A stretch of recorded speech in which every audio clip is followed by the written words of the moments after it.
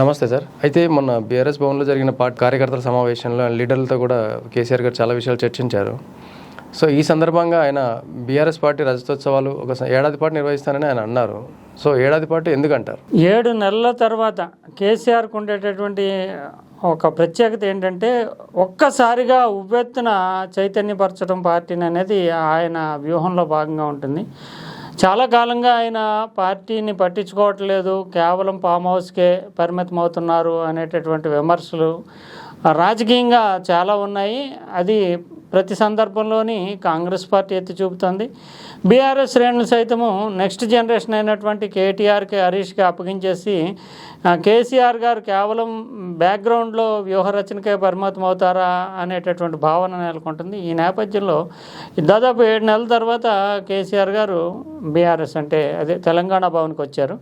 వచ్చిన వెంటనే ఒక్కసారిగా చూస్తే మనము ఒక చైతన్యం వచ్చినట్లుగా పార్టీ మొత్తానికి దిశానిర్దేశం చేస్తూ ఆయన రానున్నటువంటి సంవత్సర కాలంలో పార్టీ ఎలా జరగాలి, ఎలా ముందుకెళ్ళాలి, కాంగ్రెస్ని ఎలా ఎదుర్కోవాలి, వ్యూహరచన, అదే సమయంలో తురుపు మొక్కలు లాంటి కొన్ని ట్రంప్ కార్డ్స్, పొలిటికల్ స్ట్రాటజీని సైతం అందించినట్లుగా మనం చెప్పాల్సి ఉంటుంది. ఈ సందర్భంగా ఆయన ఇచ్చినటువంటి ప్రసంగాలు కానీ, ఆయన చేసినటువంటి విమర్శలు కానీ ఉత్తేజం నింపడం, పార్టీలో ఉప ఎన్నికలు వస్తున్నాయి సిద్ధంగా అండి అనేది ఒకటి, స్థానిక ఎన్నికలకి సిద్ధం కావాలనేది ఒకటి, సంస్థాగతంగా పార్టీని బలపరుచుకోవాలి, అందువల్ల సంస్థాగత నిర్మాణం అనేటటువంటిది ఒకటి, చంద్రబాబు నాయుడు మళ్ళీ తొంగి చూస్తున్నాడు, అందువల్ల మళ్ళీ పార్టీ బీఆర్ఎస్ఏ తెలంగాణను కాపాడుకోవాలి అనేటటువంటి రాజకీయ స్ట్రాటజీ ఒకటి, ఇంకా కాంగ్రెస్ పార్టీకి పని అయిపోయింది, కాంగ్రెస్ పార్టీ నచ్చి రాలేదు,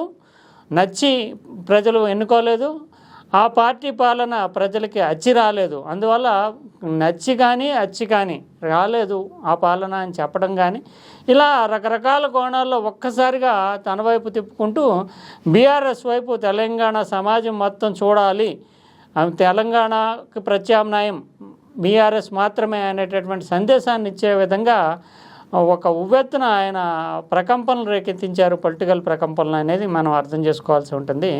నిన్న జరిగినటువంటి 3 గంటల పాటు ఆయన బీఆర్ఎస్ భవన్లో చేసినటువంటి పొలిటికల్ చర్చ కానీ, దిశానిర్దేశం కానీ, చేసినటువంటి విమర్శలు కానీ, భవిష్యత్ కార్యాచరణ ప్రణాళిక కానీ, ఇవన్నీ ఈ చైతన్యం అంటే రాజకీయ పోరాటానికి, ఉద్యమానికి మొత్తం అంతా కూడా సిద్ధం అవుతున్నది. అయితే ఆ ఒక్కసారి సమావేశం పెట్టేసి, భారీ బహిరంగ సభ పెట్టేసి దానికోసం అంతా శ్రేణులన్నీ సమీకరించి సక్సెస్ చేస్తారు. తర్వాత మళ్ళీ ఆ పార్టీలో యాక్టివిటీ లేకపోతే కనుక నిశ్చేతనం అయిపోయి రాజకీయంగా కార్యకర్తలు, నిజానికి పార్టీ అధికారం కోల్పోయిన తర్వాత కానీ, తర్వాత లోక్సభ ఎన్నికల తర్వాత కానీ శ్రేణులన్నీ కూడా నిర్వీర్యం అయిపోయాయి. ఎందుకంటే క్రమేపీ పార్టీ బలహీనపడిపోతుందా అనే భావన, ఓ 10 మంది ఎమ్మెల్యేలేమో పార్టీ జంప్ అయిపోవడము, లోక్సభలో ఒక్క స్థానం కూడా సాధించలేకపోవడము, దిశానిర్దేశం లేకపోవడం, దీంతో అందులోని పార్టీ ఒక బలహీనత ఏంటంటే పార్టీ ఉద్యమ సమయంలో ప్రజలంతా కూడా సహకరించడం వల్ల పార్టీ నిర్మాణం అనేది పెద్దగా ఏమీ అవసరం లేకుండా పోయింది. తర్వాత అధికారంలోకి వచ్చేసింది.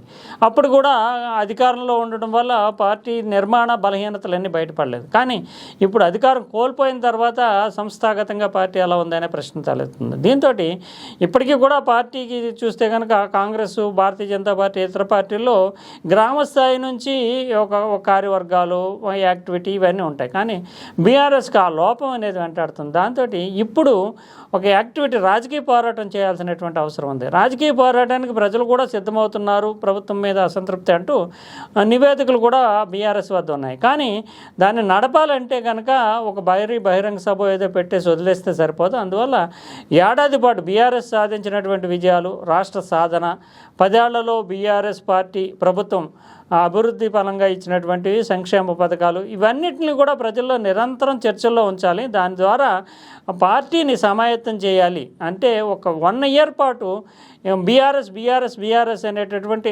వాదన, చర్చ అనేది ప్రజల్లో నలగాలంటే కనుక ఏడాది పాటు కార్యక్రమాలు అలా నిరంతరాయంగా కొనసాగుతూ ఉండాలి. అందువల్ల పార్టీ ఏర్పాటు అనేటటువంటి దాన్ని 25 ఇయర్స్ అంటే సిల్వర్ జూబ్లీ అనేది ఒక బేస్గా తీసుకుంటూ ఒక సాకు మాత్రమే. పార్టీని ఉత్తేజితం చేయడము, ఉద్యమానికి సిద్ధం చేయడానికి ఈ సిల్వర్ జూబ్లీ అనేదాన్ని ఆధారం చేసుకోవాలి.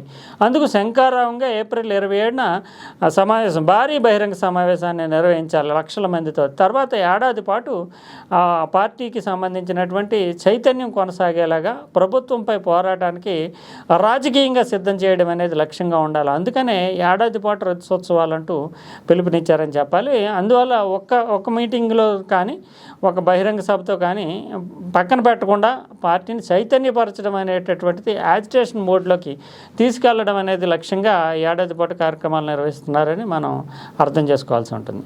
సరే, అయితే పార్టీ సంస్థాగత నిర్మాణం అంతా కూడా మళ్ళీ హరీష్ రావు గారికి అప్పచెప్పడం జరిగింది. సో హరీష్ రావు గారికి అంటే కేటీఆర్ గారు ఉన్న తర్వాత హరీష్ రావు గారికి ఎందుకు అప్పచెప్పారంటారు? నిజానికి మనం చెప్తాం కృష్ణార్జునులు కలిస్తేనే యుద్ధంలో విజయం అనేటటువంటిది. అలాగా కేటీఆర్ చాలా కీలకంగా చాలా కాలం నుంచి వర్కింగ్ ప్రెసిడెంట్గా ఉన్నారు. ఎన్నికల్లో అసెంబ్లీ ఎన్నికల్లో కానీ లోక్సభ ఎన్నికల్లో కానీ ఆయనే దాదాపు కేసీఆర్ వెనకే ఉంటూ కేటీఆర్ బాధ్యతలు తీసుకుంటూ అభ్యర్థుల ఎంపిక ఫైనల్ ముద్ర అయితే కేసీఆర్ వేశారు. కానీ అభ్యర్థులతోటి చర్చలు కానీ ఆ స్ట్రాటజీస్ జనాల్లోకి పంపడం కానీ కార్యకర్తలకు సంబంధించినటువంటి నిధుల సమీకరణ కానీ ఇవన్నీ కూడా కేటీఆర్ వర్కింగ్ ప్రెసిడెంట్గా చూశారు. అయితే ఇక్కడ చూస్తే కనుక హరీష్ రావు పాత్ర ఏంటి అనే ప్రశ్న బీఆర్ఎస్లో ఉంది. అందులోనే హరీష్ రావు చాలా సందర్భాల్లో ఆయన సంక్షోభ సమయాలు ఏర్పడినప్పుడు క్రైసిస్ మేనేజ్మెంట్కి ఆయన చాలా కీలకమని పార్టీ వర్గాలు చెప్తూ ఉంటాయి. అంతేకాకుండా ఏదైనా ఉప ఎన్నికలు వచ్చినా ఇటువంటి సందర్భాలు వచ్చినప్పుడు కూడా హరీష్ రావు స్ట్రాటజీస్ కానీ కార్యకర్తలతో సమావేశం అయ్యేటటువంటిది కానీ వేరే రకంగా ఉంటుంది. అంటే ఆ మాస్ ఇమేజ్ ఉంటుంది. కేటీఆర్కి ఎక్కువ అర్బనైజ్డ్ ఇమేజ్, అంటే నగరీకరణ, ఆయన అర్బనైజ్డ్ ఇమేజ్తో ఉంటారు. సోషల్ మీడియా ఇతరత్ర అటువంటి అంశాల్లో ఎక్కువ ఉంటే క్యాడర్కి ఏం కావాలి, క్యాడర్తో ఎలా మమేకం అవ్వాలి, ప్రజలతోటి ఎలా మమేకం అవ్వాలి, ఇలాంటి విషయాల్లో హరీష్ రావు ముద్ర చాలా బలంగా ఉంటుందని పార్టీ చెప్తూ ఉంటుంది. అటువంటి హరీష్ రావుని తురుకుముక్కుగా ఉండాల్సినటువంటి హరీష్ రావుని పూర్తి స్థాయిలో వినియోగించుకోవటం లేదనే భావన కూడా ఉంది. కేటీఆర్ ఎలాగూ వర్కింగ్ ప్రెసిడెంట్గా ఆయన ఉద్యమాలు ఇటీవల మనం చూసాము, రైతు నిరసన ఇలాంటి దాంట్లో ఉద్యమాలకి సంబంధించి కేటీఆర్ బాధ్యత తీసుకుంటున్నారు. కానీ పార్టీ నిర్మాణం చేయాలంటే గ్రామ స్థాయి నుంచి ఎవరు ఎలా పనిచేస్తున్నారు, ఎవరికి ఏ బాధ్యతలు అప్పగించాలి, వాళ్ళని చైతన్యపరచడం ఎలాగా, ఎవరిని బాధ్యతల్లో తీసుకోవాలి, ఇవన్నీ చాలా కీలకం. అంటే క్యాడర్ తోటి చాలా సుదీర్ఘమైనటువంటి అనుబంధం ఉండాలి, వాళ్ళని అసెస్ చేయగలగాలి.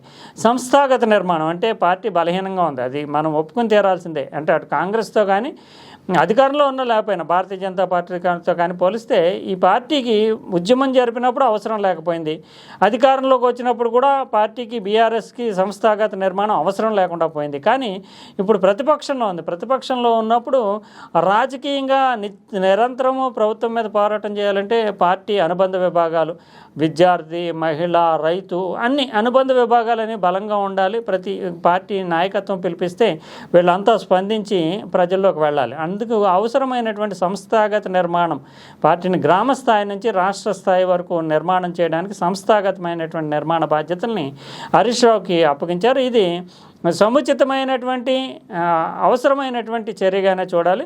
అంతేకాకుండా కేటీఆర్ తోటి సమవుజ్జిగా ఉండేటటువంటి హరీష్ రావు కూడా ఆల్మోస్ట్ వర్కింగ్ ప్రెసిడెంట్ ఏ రకంగా అయితే పనిచేస్తారో అనుబంధ విభాగాలు, పార్టీ సంస్థాగత నిర్మాణం, ఇన్స్టిట్యూషనలైజ్డ్గా పార్టీని నిర్మించడం అనేది కూడా చాలా కీలకం. అందువల్ల పార్టీతో మమేకమయ్యి కార్యకర్తలతో అనుబంధం ఉండి నియోజకవర్గాల్లో ఏ నాయకుడు ఎలా పనిచేస్తాడో తెలుసున్నటువంటి హరీష్ రావుని ఈ సంస్థాగత నిర్మాణ బాధ్యతలు ఇవ్వడం అనేది పార్టీ పునరుజ్జీవనానికి చాలా ఉపయోగపడుతుందనే కేసీఆర్కి తెలుసు. హరీష్ రావుకు ఉండేటటువంటి బలము అవన్నీ కేసీఆర్కి తెలుసు. కాబట్టి ఈ సంక్షోభ సమయంలో హరీష్ రావు అయితే సంస్థాగత నిర్మాణాన్ని కేవలం మీడియాకో సోషల్ మీడియాకో ప్లాట్ఫామ్కే పరిమితం చేయకుండా గ్రామ స్థాయిలో పార్టీ పటిష్టానికి అవసరమైనటువంటి యాక్షన్ ప్లాన్ని అతను సమర్థంగా అమలు చేయగలడు అని నమ్మడం వల్లే ఆ సమర్థవంతమైనటువంటి బాధ్యతని హరీష్ రావుని ఎంచుకున్నట్టుగా మనం అంచనా వేసుకోవాలి. ఈ సందర్భంగా కేసీఆర్ గారు మాట్లాడుతూ పనిగట్టుకొని చంద్రబాబు నాయుడు పేరు ప్రస్తావించడం జరిగింది.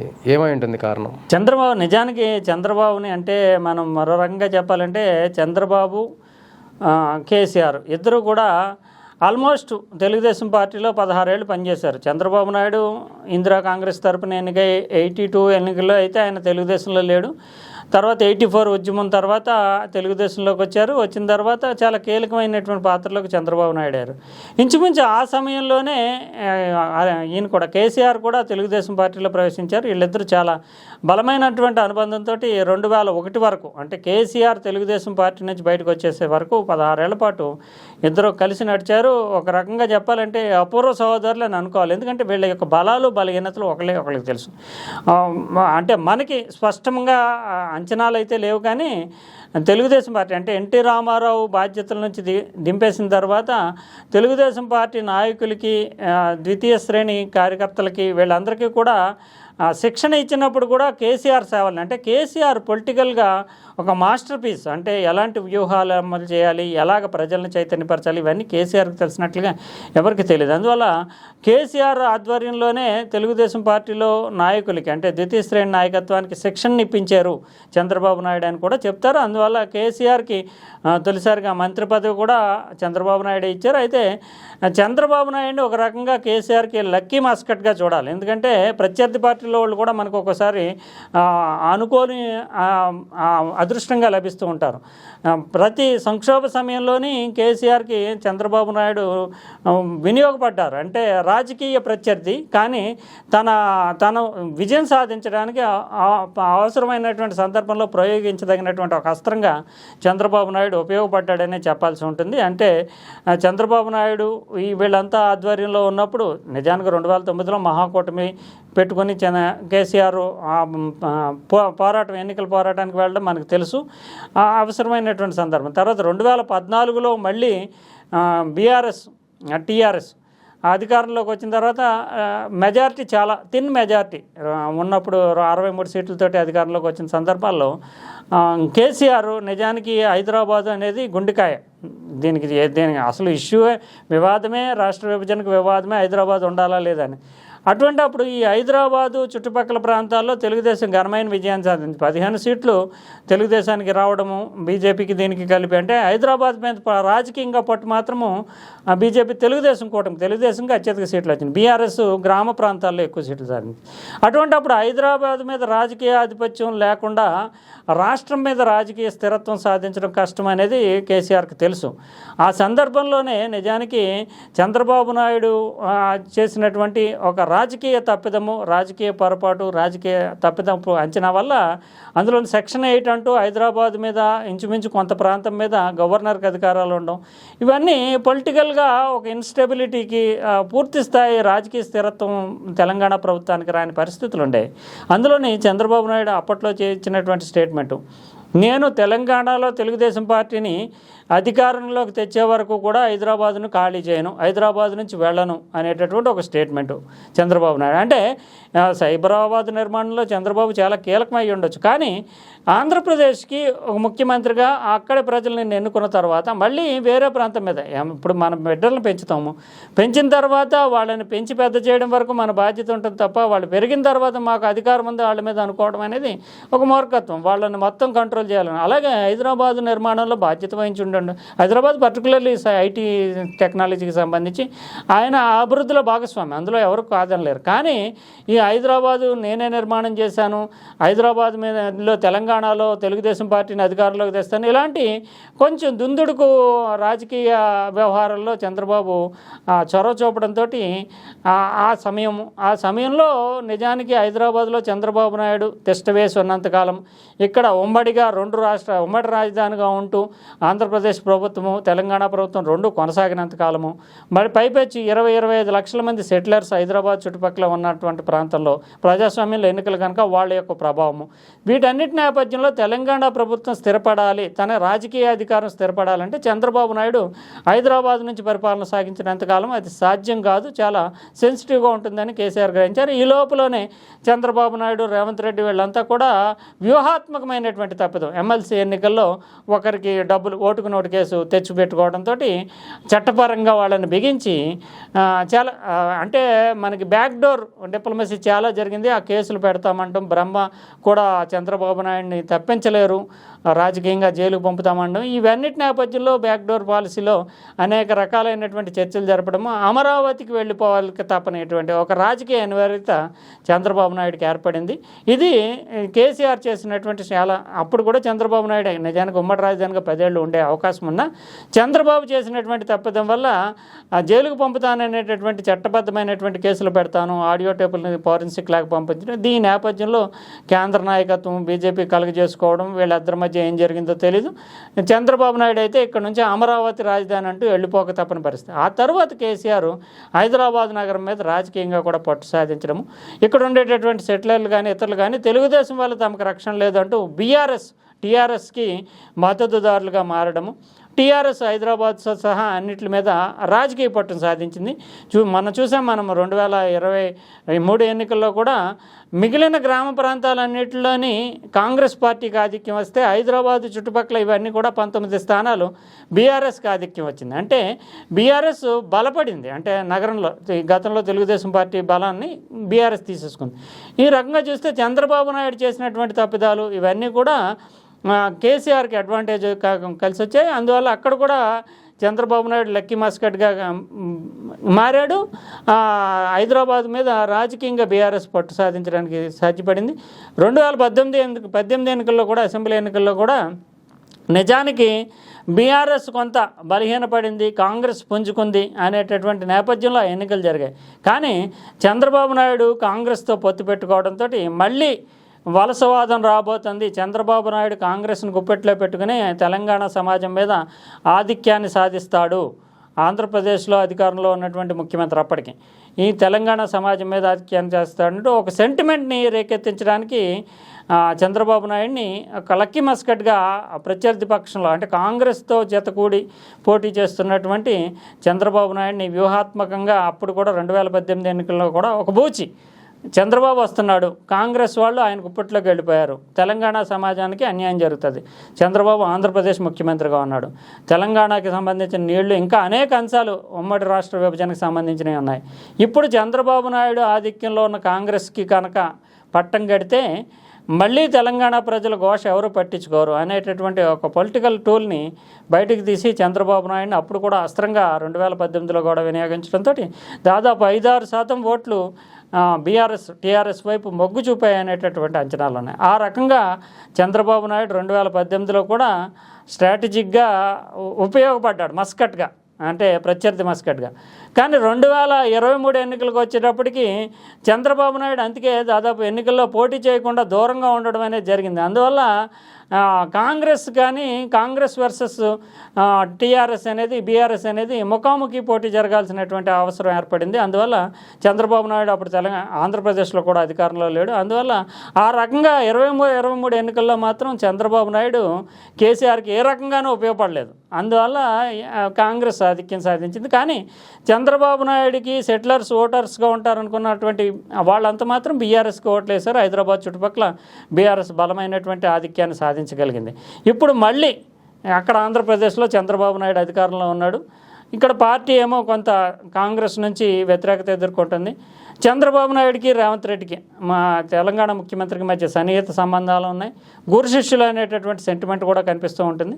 ఇప్పుడు మళ్ళీ కాంగ్రెస్ని ఎదుర్కోవడానికి రేవంత్ రెడ్డిని ఎదుర్కోవడానికి చంద్రబాబు నాయుడుని మస్కట్గా తీస్తే రాజకీయ చైతన్యం వస్తుంది, తెలంగాణ ప్రజల్లో సెంటిమెంట్ రగులుతుంది, ఆంధ్ర ముఖ్యమంత్రికి వ్యతిరేకంగా యాంటీ సెంటిమెంట్ పనిచేస్తుంది. రేవంత్ రెడ్డిని కూడా డిఫేమ్ చేయడానికి, రేవంత్ రెడ్డి నైతిక స్థైర్యాన్ని దెబ్బతీయడానికి, అదే సమయంలో ఆంధ్ర తెలంగాణ అనేటటువంటి హక్కుల విషయం వచ్చేటప్పటికి ఆంధ్రప్రదేశ్ని అటు చంద్రబాబు నాయుడిని చూపించడం ద్వారా పార్టీలో ఉండేటటువంటి ఉత్తేజనం పోవచ్చు, తెలంగాణ ప్రజల్లో సెంటిమెంట్ని రాకెత్తించవచ్చు. అందువల్ల ఇప్పుడు కూడా మళ్ళీ మరోసారి ఈసారి చంద్రబాబు నాయుడు అనేటటువంటి ఒక లక్కీ మస్కట్ని తీసి ప్రయోగించడానికి ఆయన సిద్ధమైనట్లుగానే వ్యూహాత్మకమైనటువంటి పంతాలు ఆయన చంద్రబాబు నాయుడిని బయటికి తీసుకొచ్చినట్లుగా మనం చెప్పాల్సి ఉంటుంది. అందులోని చంద్రబాబు నాయుడు కూడా ఇటీవల కాలంలో చూస్తే కనుక మళ్ళీ తెలంగాణలో మనం అధికారంలోకి వస్తాం, తెలంగాణలో మళ్ళీ మనం పోటీ చేయాలి, ఇలాంటి స్టేట్మెంట్లు ఇస్తున్నాడు. నిజానికి తెలంగాణ ప్రజల్లో ఒక 5-6% మంది ఒకవేళ తెలుగుదేశం